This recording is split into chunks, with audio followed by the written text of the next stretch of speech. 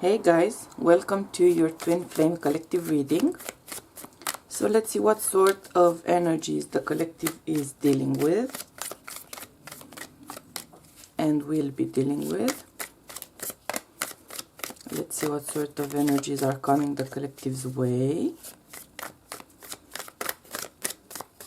Okay.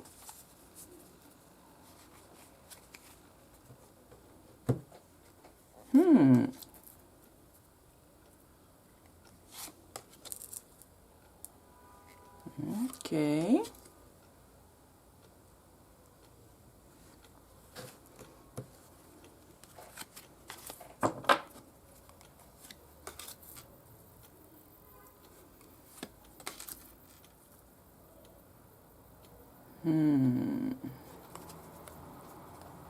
And we have the Seven of Wands on the bottom of the deck. Okay. Let's see the clarifiers before we dive in. So let's see the clarifiers.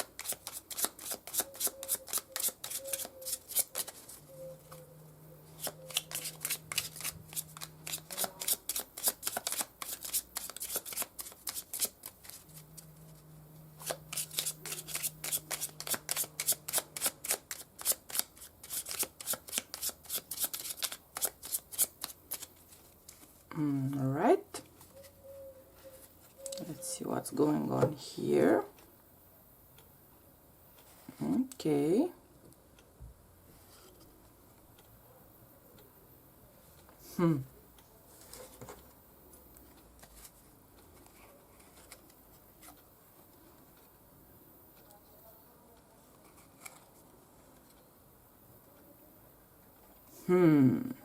Okay. And on the bottom of the deck, we have the Ten of Swords, which we also have here on the table. Okay. So a little bit of mirroring there, as usual, I would say. All right. So I'm just gonna start by stating the obvious here. This is a major energy of endings. It's the energy of endings in different types of situations. And we're gonna go a little bit into that further down the line, and also in the extended, of course, where we're gonna see exactly what's going on for feminine and masculine energies. But the main point here is that at least one of the twins in the connection I'm tapping into right now, if not both of them actually, have been working on manifesting something they truly desire. It's a deep desire, something which they believe would make them incredibly happy and satisfied and fulfilled. In some cases, it may be trying to get a pregnancy. It may be trying to enter a whole new level of a relationship. It could be trying to start a new business or a new venture or a new career path or embarking on a new life purpose. So that's the energy of someone who has been fine-tuning their desires, their hopes, their dreams, their longings, their cravings, and someone who is working on manifesting those goals, manifesting those hopes, those dreams, those desires into the 3D. And this feels to me like a major point of choosing directions. It's a major point of choice, and it feels like a natural part of their manifestation process. So if you'd like to manifest a new career, for instance, you are, of course, going to be called at some point to depart from your current or previous one. If you are working to manifest a new relationship, a new soul contract, you are, of course, going to be called to depart from the current or previous one. So it's the energy of making choices according to the desires. Now the problem here, the obstacle, let's say, or the challenge, is that some of these choices which need to be made are too difficult to be made right now or in the near future. So this is the energy of gaining clarity over what you want, working on manifesting it, and as things start to come in, naturally other things are going to start to go out of the general picture. And as these things go out of the general picture, here there's a blockage, there's an emotional blockage, there's a difficulty to release what needs to be released in order to move forward with the manifestation. It's regret, it's guilt, it's uncertainty, it's a sense of abandonment for some, deep insecurities, inner child issues which affect your confidence, your self-love as well. So as the manifestation starts to gain momentum, as things start to come together, this is a point where one or both of the twins manifesting this is dealing with that sense of being stuck emotionally, feeling powerless, feeling confused, wanting to track back. But the point here is that there is no tracking back. Once this energy has started to be put into motion, once these things have started to come together for you, there's no going back. So this is also a sense of fear, because the starting point of this journey, of this section of the journey, the starting point is not accessible anymore. And now all you have to do pretty much is try to go forward in the direction that you've been working to go into, or choose a different path, because there's no going back. So this is a point of no going back. And it's scary for many of the twins I'm sensing in this collective I'm tapping into right now. And it's natural to be scary, okay? Intimidating, scary, confusing, of course, cough, right? It is natural for all of that to happen, because this is also a massive shift of energy. So these kinds of situations where you go from point A and you travel along into whatever distance, right? And as you go forward, the path you've walked on starts to be covered in, let's say, fog, or disappears altogether. Of course it's going to be scary, because you get the feeling that, all right, so at this point I have no more option to go back. And as human beings especially, we have a lot of issues with releasing, a lot of issues. We cling to things because they give us a false sense of security.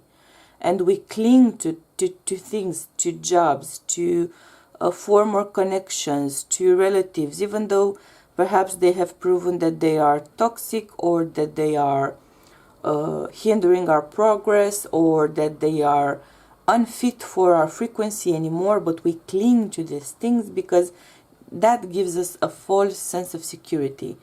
The truth is that those things which are now lower vibe than you are cannot give you security, because you are above them. So they are not at the level where you can lean on them anymore.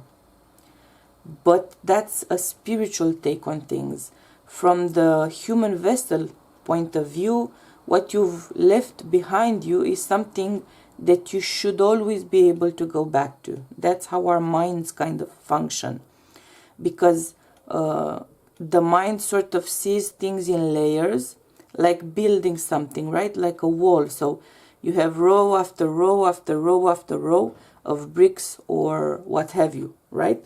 So your mind cannot process that you are starting to build from the middle of the wall upward, right? No, it has to have a basis, a solid basis, and you have row after row after row after row going up, and at any point the base of the wall is still available and you are very much relying on it.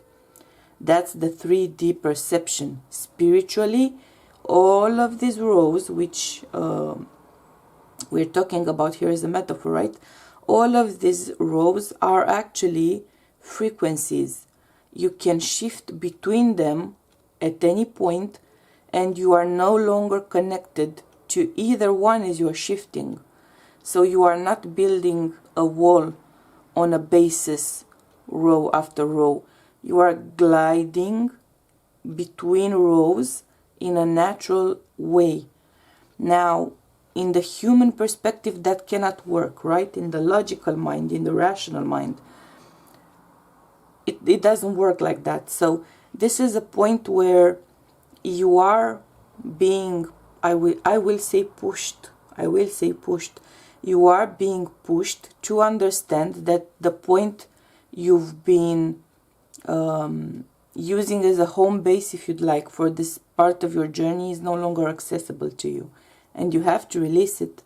And even though you're going to oppose releasing it, and you're going to try to postpone or somehow mitigate the idea of having to release it, if you're not releasing voluntarily, then you are going to be pushed into releasing these things of your past, your former frequencies, your former connections, your former relationships, your former jobs, your former callings, your former soul tribes in some cases, communities, your former close connections, including in some cases family ties. I'm going to say that because Spirit is drawing my attention to a family tree a lot. So some things are going to pretty much be pushed out of the way and pushed away from your path, even if you're not willing to release them. And it's going to be difficult because you are, of course, still a human being as you are having your human experience. So we struggle with the things which are kind of counterintuitive to us from a human point of view, right? But this is the point of very significant endings in the journey. And of course, for each of you, it's going to apply differently depending on the scenario, on your situation, or on your blueprint as well, right? But this is a major point of releasing. And because this is such a huge shift in energy, because there's so much momentum, I'm going to say that from this point of the releasing forward, you can expect to see very interesting things coming your way, because such a massive shift of energy is going to attract after it a massive reshaping, I will say, of things as you know them, relationships, jobs, spiritual paths, all of that, right? So let's hear advice here in the situation. Let's see what's the advice for the collective in this situation.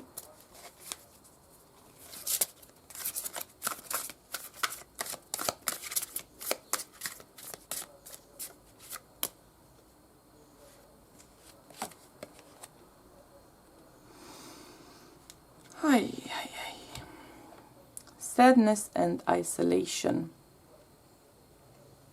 Card number 3. This is the card of learning from previous frequencies, right? Leaving behind those lower frequencies that you have been graduating and releasing them to go higher. And you have awaiting results on the bottom of the deck, right? And again, I'm seeing a tree here. Okay, so this is pretty much the energy of accepting to release former lower frequencies in order to be able to receive the blessings which you have been manifesting. See how our character has their arms reaching out towards the heavens, right? Towards the higher frequencies. So in order to learn some of these lessons and graduate those frequencies and be able to release them, you are going to have to deal with some loss. It's an unfortunate and painful part of the journey. It's difficult. It's never easy.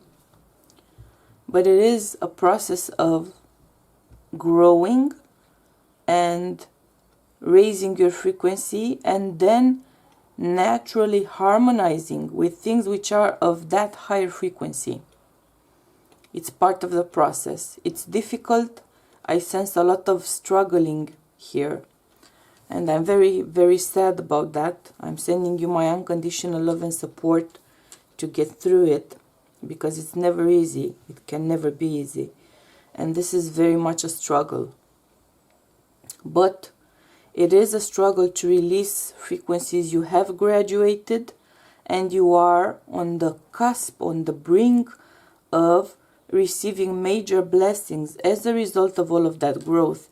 So it's difficult perhaps right now, or it's going to be difficult at that point when you're going to have to deal with being pushed to release things and having to let go. But take courage in the fact that you are going to receive great blessings as a result of that. Okay? Great blessings. Now, I hope you're going to join me in the extended. We're going to look a little bit further into how these energies work for the Divine Feminine and the Divine Masculine. I hope you're going to join me there. If not, I'm sending you my highest vibes of unconditional love and support, and we'll be seeing you soon, okay? Bye!